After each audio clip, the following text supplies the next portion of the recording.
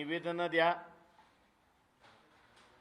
त्याच्यामध्ये आपण असताना म्हणा की निवडून दिलेला जो आहे त्याची बांधिलकी मतदाराबरोबर असली पाहिजे आणि नंतर त्याच्या पक्षाशी आत्ताचं जे वागणूक आपलं आहे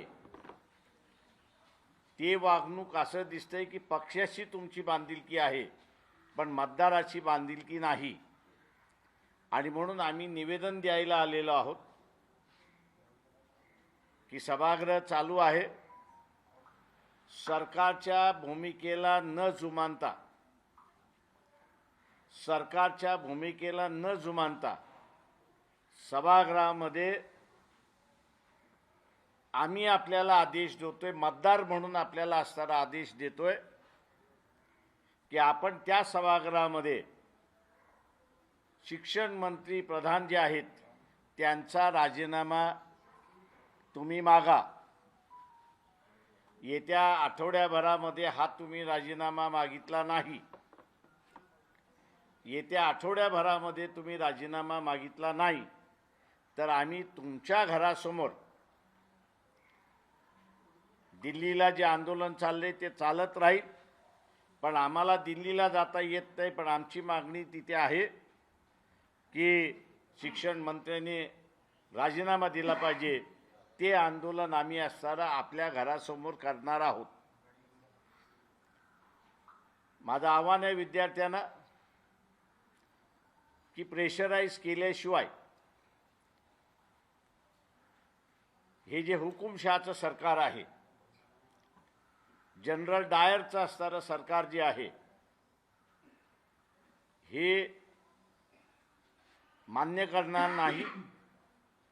आणि म्हणून मान्य करायचं असेल आणि करून घ्यायचं असेल तर पहिल्यांदा विनंती की आम्ही तुम्हाला निवडून दिलेला आहे, आमच्या मतावरती तुम्ही निवडून आलेला आहात आणि म्हणून आम्ही आपल्याला असणारा आदेश करतोय की सभागृहामध्ये आपण शिक्षण मंत्र्याची राजीनामा घ्या। ते जर आपण केलं नाही तर आठवड्याभराच्या आतमध्ये आम्ही आपल्या घरासमोर निदर्शनं केल्याशिवाय राहणार नाही। हा इशारा विद्यार्थ्यांनी निवडून गेलेल्या किंवा नॉमिनेट केलेल्या खासदाराला देण्यात यावा अशी विनंती मी सर्व विद्यार्थ्यांना या ठिकाणी करतोय।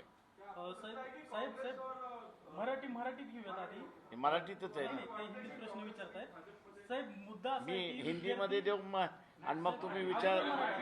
अच्छा, मराठी होऊ द्या, चला। साहेब, मुद्दा असा आहे की देशभरात विद्यार्थी आंदोलन करतायत, मात्र मोदी सरकार प्रधानांचा राजीनामा घेत नाहीये। तुम्ही म्हणताय की मोदी आणि शहामध्ये तेवढी हिंमत नाहीये, नेमकं का राजीनामा घेतला जात नाही, का हिंमत नाहीये? मी परवा दिवसाच्या प्रेस कॉन्फरन्समध्ये सुद्धा म्हणालो की ज्याला कोणाला याचं उत्तर शोधायचं असेल तर आपण आपल्या सहकार्याला थोडंसं इन्व्हेस्टिगेटिव्ह जर्नलिझम आपण जे म्हणतो ते करायला सांगा। बिहारच्या निवडणुकीचं इन्व्हेस्टिगेशन करा। बिहारच्या निवडणुकीचं इन्व्हेस्टिगेशन आपण केलं तर नरेंद्र मोदी, अमित शाह आणि मोहन भागवत हे प्रधानांचा राजीनामा का घेऊ शकत नाहीत याची उत्तरं तुम्हाला मिळतील। आणि म्हणून विद्यार्थ्यांना मी